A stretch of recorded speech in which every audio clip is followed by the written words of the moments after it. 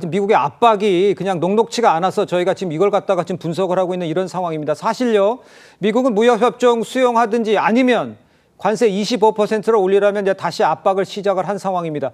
구금돼 있던 우리 국민들이 귀국과 동시에 이런 압박이 계속 이어지고 있는 거예요. 아까 우리 윤기찬 부위원장께서 보시기에는 이게 다 글쎄 뭐 전략이라고 보기는 아직 뭐 이르긴 했습니다. 어떻게 분석을 하세요? 이거 진짜 해석을 하기가 좀 어려울 것 같아요. 그러니까 미국 측이 이제 협상을 하는 거잖아요. 네. 딜을 하는 거기 때문에 본인들 입장에서 보면 무도하게 무리한 요구를 하고 있어요. 그런데 그 협상의 이면을 보면 불확실성이 있다는 거죠. 예를 들면 우리 정부가 사실 외통수를 둔 게 있어요. 미리 그 협상단에 와서 몇 가지 발표를 해버렸잖아요. 네. 지금 $3,500 같은 경우에도 미국 측하고 우리하고 어떤 내용을 합의했는지 저희는 모릅니다. 네. 다만 정부의 발표만 신뢰하고 저희가 이해할 뿐인데 그때 발표를 뭐라 했냐면 $3,500억 전부에 대해서 직접 투자는 아니다. 이거 보증 등의 형식으로 다 껴있는 것이고 예. 그다음에 투자 이후에 투자 분야도 우리가 몇 가지로 제한된다. 배터리 등, 뭐 반도체 이런 걸로 제한된다라고 했었고요. 네네. 그다음 투자 수익 문제도 우린 재투자의 개념이지 네. 이 수익을 미국이 가져가는 게 아니다. 이런 식으로 이미 발표를 했어요. 네. 그런데 그 발표를 했기 때문에 저희 입장에서 보면 그런 식으로 합의가 됐나 보다. 그러나 약간의 해석의 차이가 있을까? 이 정도로 걱정을 했는데 예. 지금 나오는 거 보면 그런 게 아닌 것 같은 거죠. 그러니까 미국 입장에서 보면 우리 정부에 대해서 이미 국내에 발표를 했기 때문에 물러설 수 없는 상황이고 그다음에 미국 측에서 저렇게 자꾸 나가게 되면 여론은 안 좋아질 것이고 네. 이런 식으로 이 비자도 마찬가지입니다. 미국이 물론 잘못했죠. 왜냐하면 그간의 비완비자 갖고 많이 가서 플랜트 이런 것을 만들었거든요. 예. 근데 지금에 와서 저런 문제 제기를 하는 이유가 뭘까? 이것도 불확실성입니다.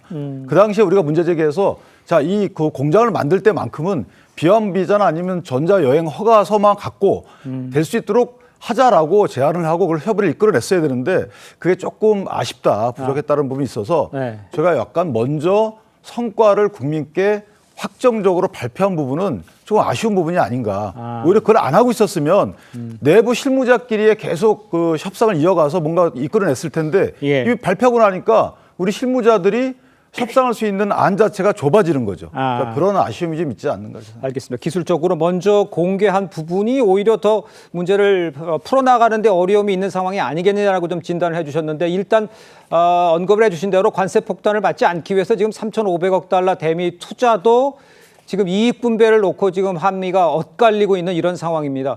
뭐 미국이 더 욕심을 내는 거 아니니 일본 정도 수준을 하려고 자꾸 밀어붙인다 이런 얘기도 있는데 조기현 부위원장께서 보시기에는 이게 협상이 좀 쉽게 될 수 있는지 우리가 지금 언급해 주신 대로 우리가 정상회담하고 협상해서 제대로 얻은 걸 갖다가 잘 관리를 못한 건지 어떻게 보세요? 그 대통령이 100일 취임 기자회견에서 말씀하셨다시피 이 철저하게 방어적 협상일 수밖에 없습니다. 예. 트럼프의 일방적 관세 폭탄 이후에 모든 각국이 이 관세 방어를 위해서 협상을 했고 결국 일본도 그렇고 우리 정부도 그렇고 미국이 요구하는 일정 규모의 투자를 이 관세 인하의 조건으로 삼아서 타결을 하죠. 근데 죄송합니다. 일본도 7월 24일 날 관세 협상 타결을 했습니다.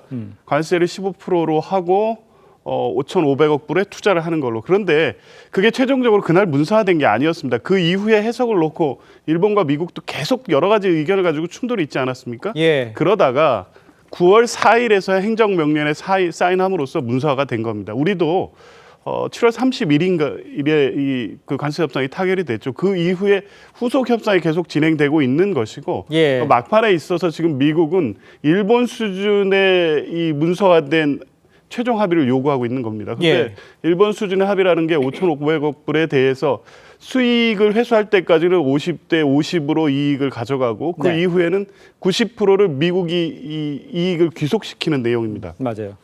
그리고 투자의 방식도 직접 투자를 늘리는 방식이고요.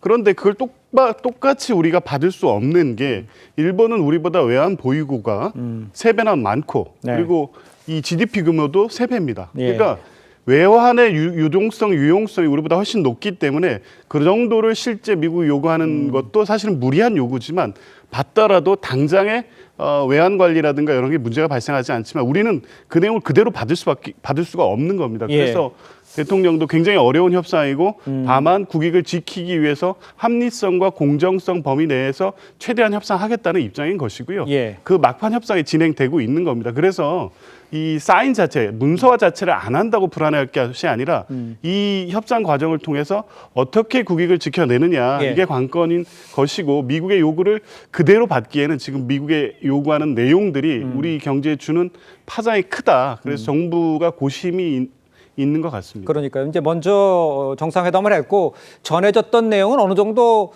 교통 정리가 된 거로 저희가 이해를 했었는데 그렇지 않은 상황이 지금 벌어지고 있고 지금 언급해 주신 대로 김정관 산업통상자원부 장관 지금 미국 뉴욕에서 러트닉 상무장관과 지금 만나서 후속 협상을 지금 이어가고 있는 상황이에요. 이게 진짜 언제 마무리가 될지 어떻게 될지 모른다는 거 아니에요? 지금 지켜야 할 게 많아서. 그럼 우리가 내밀 카드는 무엇이 있을지 우리 송국권 평론가께서는 우리가 내밀 카드는 뭐가 있을 수 있을까요? 일단 지금 투자 문제하고 관세 문제가 다 연결이 돼 있죠. 맞아요. 연결가 돼 있는데다가 우리나라는 지금 아주 본격적으로 나오지 않고 있지만은 예. 주한미군 문제도 같이 다 연동이 돼 있어요. 네. 주한미군 감축 문제부터 주한미군 방위비 분담부터 예. 우리나라 그 국방비를 올리라는 이 요구까지 다 있었지 않습니까? 네. 국방비는 좀 올렸지만은 주한미군 방위비 문제도 아직 그 거론도 안 되고 있는 이런 상황이에요. 예. 그런데 저는 지금 좀 이해가 하기가 어려운 것이 분명히 그때 한미 정상회담 끝나고 나서 정상회담이 성공적이고 모든 협상이 잘 끝났다고 이야기를 했습니다. 네. 그래서 그때 용산 대통령실에서 아니 협상이 잘 됐으면 협상 그 합의문이 있어야 되는데 왜 합의문이 없느냐고 했을 때 합의문이 필요 없을 정도로 합의가 잘 됐다고 그런 이야기를 했어요. 그런데 지금 이야기는 그 전에 바로 며칠 전에 미국하고 일본하고는 이게 그 서명이 이루어져서 벌써 자동차 관세가 지금 15% 우리는 25% 이렇게 차이가 나서 그렇죠. 지금 현재 미국 시장에서 우리 그 차가 그 경쟁력이 떨어지고 있다는 그게 현실화됐거든요. 예. 그런 상황에서 그제 그 이재명 대통령 기자회견에서 기자의 질문이 없었는데 스스로 이야기를 했어요. 왜 사인을 안 했는지. 네, 네. 그런데 거기에 대해서 방어적인 입장이기 때문에 우리에게 분리해서 사인을 하지 않았다는 이야기를 했습니다. 그렇죠. 그러면은 국민들은 그걸 모르고 있었어요. 그동안은 왜 사인을 안 했는지 왜 합의문이 없는지 그것을 모르고 있었는데 그때 국민들에게 이야기를 한 거예요. 예. 이야기를 하니까 미국에서 바로 조금 전에 그 러트닉 상무장관이 이 두 가지 쪽에서 하나 선택을 해라. 25% 관세 물 거냐, 사인할 거냐. 이게 그 말해 놓은 것이 억류돼 있던 사람들이 귀국하고 나서이기도 하지만 네. 이재명 대통령이 기자회견을 하고 나서 그 이야기가 나온 거예요. 예. 그러면은 지금 우리는 완전히 코너로 몰려버린 거죠. 아. 그 두 가지 중에서 선택을 하지 않으면 안 돼. 그래서 물론 이게 모든 것이 미국의 어떤 그 무리한 요구 이것은 국제사회에서도 비판을 받고 미국 안에서도 트럼프 행정부가 비난을 받는 일이지만 네네. 거기에 과연 우리 정부가 잘 대처를 하고 있는가 그 부분은 좀 따져봐야 될 대목 같습니다. 그 김진욱 대변인께서 지금 말씀하신 것대로 지금 대처를 제대로 하고 있는 건지 요부 그렇게 지적을 하시면 뭐라고 답하시겠어요 지금? 일단 그 대통령께서 하신 말씀을 가지고 답변을 좀 드려야 될 것 같습니다. 네네네. 대통령께서 한미의 어떤 이 협상 관계에 있어서의 네네. 3원칙을 밝히신 게 분명히 있습니다. 첫 번째, 어떠한 이면 합의도 하지 않겠다. 네. 두 번째는 국익에 벗어나는 결정은 하지 않겠다. 그리고 마지막 세 번째는 합리성과 공정성에 벗어난 합의도 하지 않겠다라고 얘기를 하고 있습니다. 그러면서 지금 한미 간의 이 관세 협정이라든지 또는 여러 가지 투자 관련된 부분이라든지 이런 부분들에 대해서 열심히 하고 있다. 구체적인 걸 지금 얘기를 다 드릴 수는 없습니다만 네. 어쨌든 우리의 국익을 지키기 위한 최대의 노력을 지금 하고 있는 상황이기 때문에 네. 이 시점에서 지금 우리의 정부의 대응이 적절하냐 부적절하느냐 이것을 얘기하는 것은 너무나 이른 판단이 아니겠는가 싶습니다. 알겠습니다.